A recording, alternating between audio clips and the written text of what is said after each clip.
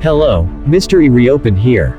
Today, I am talking about a psychological thriller, war film, whose name is Mine. So just relax, watch out, and enjoy the movie.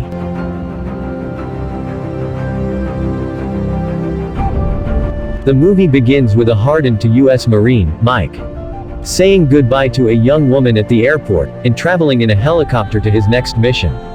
In the next scene, Mike and his spotter Tommy are set up on a cliff overlooking a desert, waiting for their target to arrive. Tommy is a chatterbox by nature, while Mike has a more serious disposition.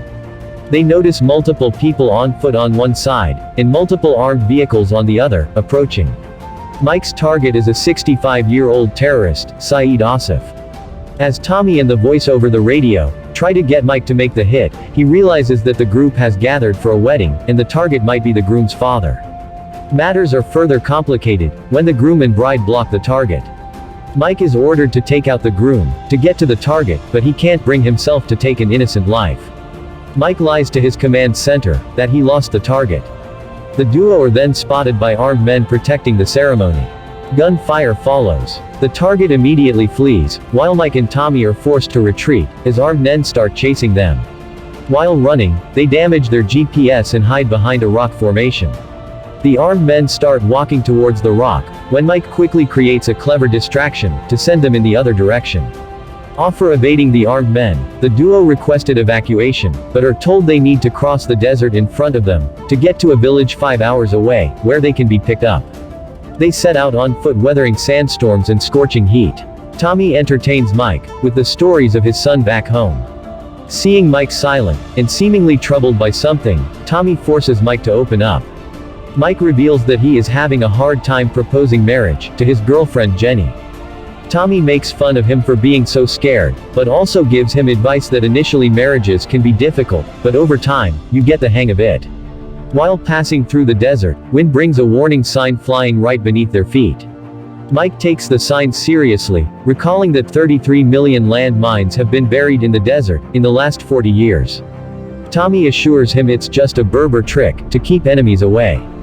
Mike is still proceeding cautiously, his mind preoccupied with the warning sign. Tommy walks backwards, carefree, a few yards in front of Mike, taking lighthearted digs at Mike for being an overthinker.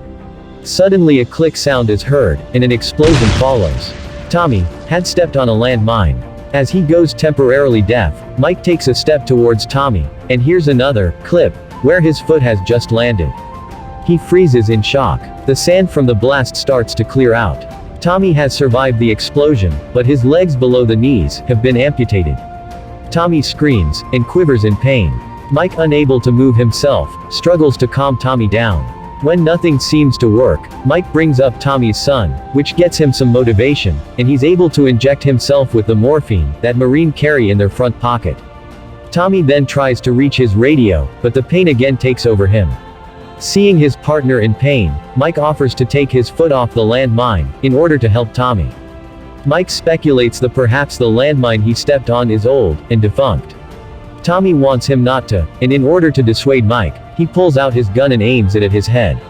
He tells Mike that he must survive, no matter what, and shoots himself. Mike helplessly screams in grief. He's stuck in the desert all by himself, unable to move. He soon gets tired of standing, and gets on one knee. Mike realizes he must somehow fetch the radio lying next to Tommy, several yards away. He ties his shoelace to an axe to pull the radio back towards himself. However, he learns that the radio's battery is dead, and the spare is on Tommy's body. Mike is dejected, but thinks of another plan. He makes a makeshift arrangement to charge the radio using solar power. Mike is then able to contact his superiors. He requests immediate evacuation, but he is told that rescue choppers can't fly to his location because of frequent sandstorms. If it all goes well, a convoy will rescue him in about 52 hours. Mike gets frustrated by the response. The major then suggests Mike to try digging a ditch and jumping in it, which would only result in a non-life-threatening limb loss. Mike decides to tough it out and wait for rescue, setting a countdown on his watch. Then, another massive sandstorm hits full force.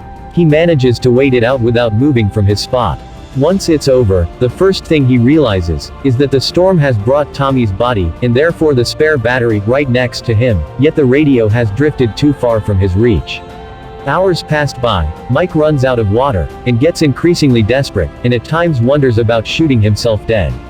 He then notices a Berber coming towards him, walking in a zigzag. Mike tries to warn him about the landmine, but the Berber imitates his actions, seemingly making fun of him. Mike tries to explain his ordeal to the Berber man, but he insists that Mike must take the next step. He then takes Mike's water flask and disappears into the desert. Completely dehydrated and desperate, Mike proceeds to drink his piss, when he notices a little Berber girl coming his way, bringing back his water flask. She hands it to Mike, and to his relief, it's full with water. Mike quenches his thirst. Although the girl never speaks, using her toy soldiers, she seemingly tells Mike that he has to step off the mine and move on. Mike tells her that he can't move, and asks the little girl to fetch him his radio, but the girl doesn't understand. Desperate, Mike gets too loud, scaring the girl away. Soon, the night falls and the temperature starts to drop. Mike lights a fire to keep himself warm. He starts hearing noises of wild animals. He takes out his phone, and looks at the pictures of his girlfriend to keep himself distracted. He finds a video from his girlfriend. In the video, Jenny tells Mike that she's waiting for him. Mike must win the war and come back to her as soon as possible.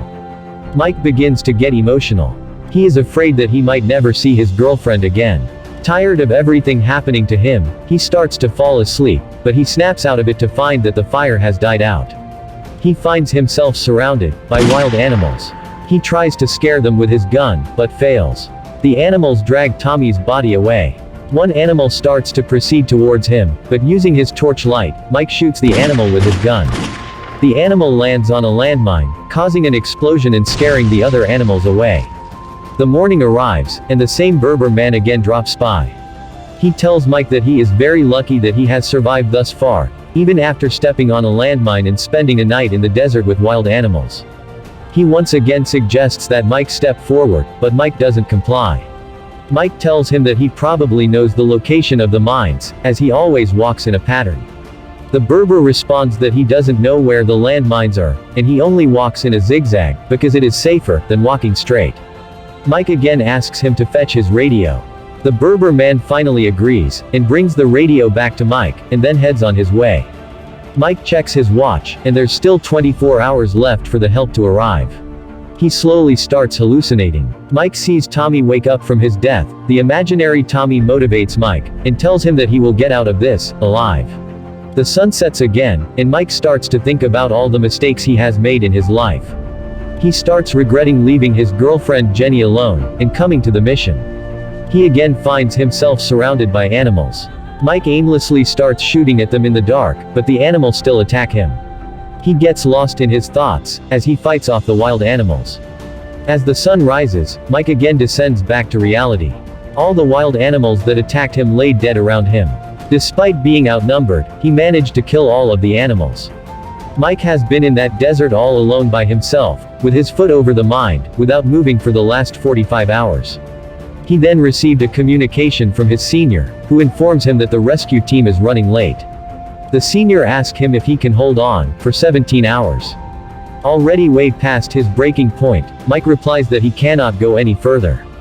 The major tells him that there is someone who wants to talk to him. Mike then hears the voice of Jenny. Mike frantically starts apologizing to her for leaving her, for messing everything up, and to destroying everything he touches.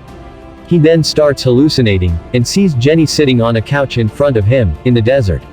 He tries to reach her, but starts losing strength. He begins to collapse, when Berber catches him, seemingly arriving out of nowhere. The man starts nursing Mike's wounds, and tells him about the time when he too once stepped on a mine, which took off his leg. He tells Mike that losing his leg felt like he had lost everything in his life. However, the pain of losing his leg was all washed away when he met his wife and had a daughter.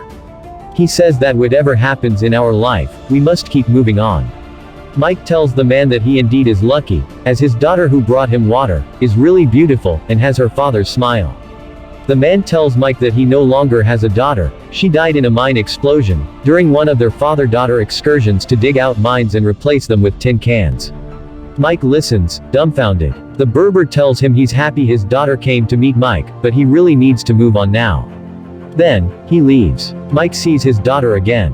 But she quickly fades away with the wind. Mike starts to hallucinate again. He sees his abusive father, who used to beat his mother while he watched helplessly. He sees his terminally ill mother. He also sees the lovely times he spent with his girlfriend. At that moment, he hears on the radio that the rescue team is passing, and they need him to make his exact location known. He picks up his flare, but before he gets to use it, the terrorists from before start shooting at him from over the hill. The shooting triggers a mine explosion nearby, which sends the flare flying out of Mike's hand and reach. He tries to fire back but he is too weak, but he remembers his girlfriend and uses it as motivation. Mike then uses his gun to shoot at the ground and triggers mine explosions around him, which creates a sand smoke, shielding him from the enemy. He then quickly grabs his sniper rifle and eliminates the terrorists. With the rescue team passing by, the flare is still out of reach. Mike remembers the Berber man's words, that, "You have to keep moving on." He takes a leap of faith, and takes a step forward. Nothing happens, there's no explosion. He finds that the mine he'd stepped on was in fact a tin can, probably placed there by the Berber's daughter, when she was alive. And so the villager's words come to pass. This entire time, the villager told him that he could move forward with his life, and go back to his girlfriend. He reminded him that he can do it, and the only thing stopping him was fear. Mike is relieved to be alive, despite the non-lethal gunshot wounds he sustained in the standoff. He starts bursting into tears. Maybe he was relieved, knowing the fact that he will be saved, or maybe he was angry for not realizing the correctness of the situation. Whatever be the reason, one thing was for sure, this incident would change his life completely and he had learned a valuable lesson. He then shoots the flare, and collapses on the ground. The rescue team finds him, and he returns home. Back home at the airport, Jenny is waiting for him with happy tears in her eyes. Even before hugging her, he drops to one knee, like he has done throughout different stages of his life. He then proposes to her, promising never to leave her alone, again. Subscribe to our channel for daily updates, movie recommendations and more. Thank you for watching.